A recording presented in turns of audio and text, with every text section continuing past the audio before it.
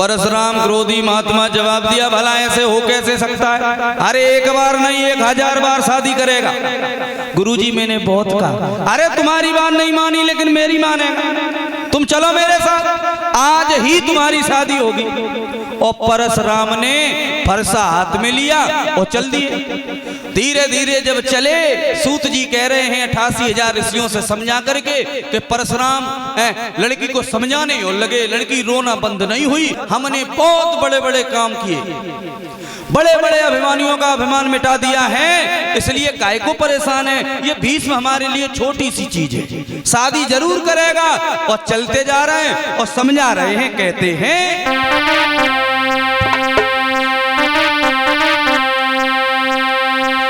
आज सुन की अबानिया अम्मा की परशुराम कही थी सुना है,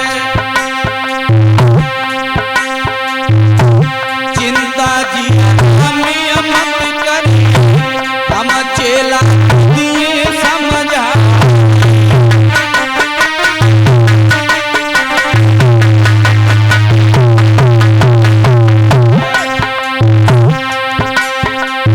जवाब दो, तू परेशान मत हो बिटिया, हम समझाएं तेरी शादी करवाएं। और तो इस बात पे भरोसा न हो, कभी सब हमारी बात नहीं मानी तो अब हमारे कारनामे सुन।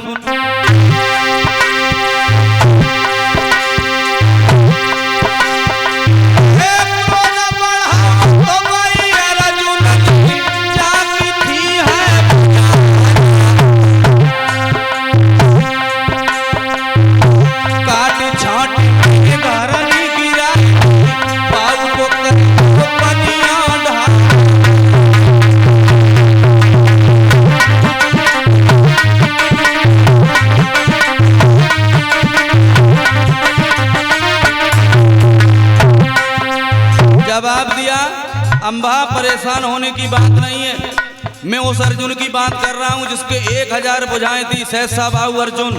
एक दिन उसका भी हमने अपमान कर दिया, इतना बलवान था, लेकिन हमने लली कोई छोड़ो ना है। तासो मेरी बात सुन और बताएं।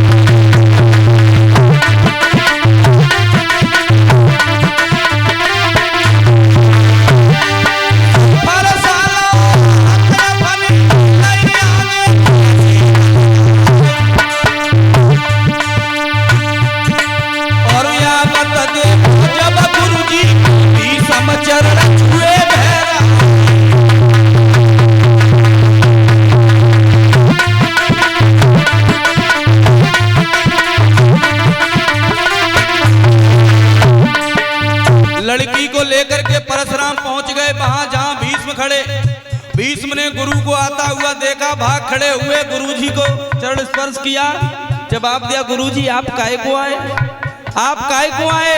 लड़की आए, तू कैसे गुरुजी के पास पहुंच गई?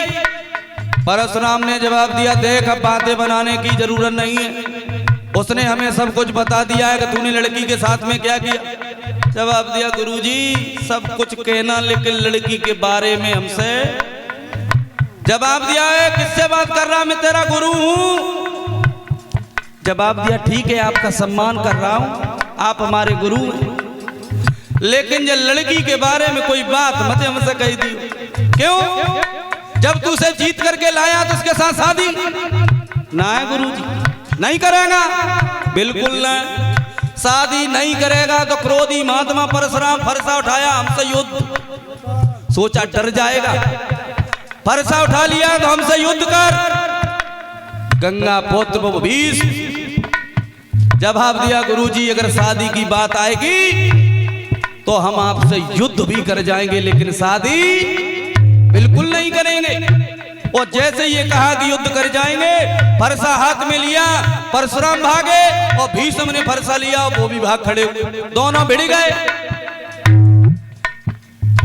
जब दोनों भिड़ गए, युद्ध होने लगा। प्रमाण ये मिलता है महाराज का भीष्म ने उस युद्ध में अपने गुरु को मूर्छित कर दिया।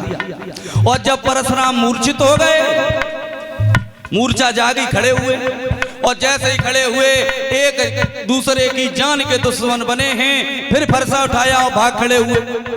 वैसे ही अम्बा समझ गई कि जब हमारे पीछे युद्ध की बारी आ गई, अब प्राण जाने की भी बारी है, लेकिन भीष्म नहीं मानेगा, शादी नहीं करेगा, तो बीच में खड़ी हो गई। खड़ी खड़ी नहीं देखी गुरु चेला की बरनी, खड़ी गुरु की बरनी।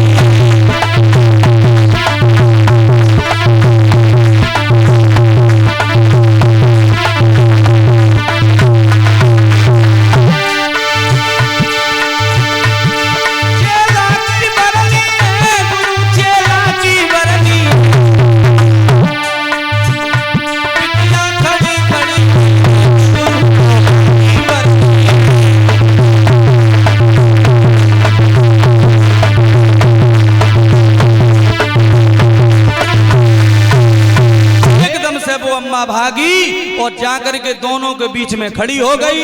जवाब दिया, रुक जाइए। क्यों जवाब दिया? परशुराम से, गुरुजी इसमें कोई फायदा नहीं है, आप एक दूसरे की जान के दुश्मन बन गए हमारे प्रति, अब ये युद्ध रोक दीजिए, इसका मैं स्वयं फैसला करती हूँ। क्या भीष्म मुझे जीत करके लाए, भीष्म ने हमारा जीवन बेकार कर दिया, मैं इसी समय इसी वक्त दूसरे के साथ तो नहीं जाऊंगी, अपने प्राणों को त्याग रही हूं, लेकिन भीष्म तुम्हें श्राप देती हूं, आगे चल करके अगर तुम्हारी मृत्यु होगी तो तुम्हारी मृत्यु का कारण मैं ही बनूंगी, तुम्हारी मृत्यु का कारण मैं ही बनूंगी, हमारे कारण ही तुम्हारी मृत्यु होगी। ये वचन दे करके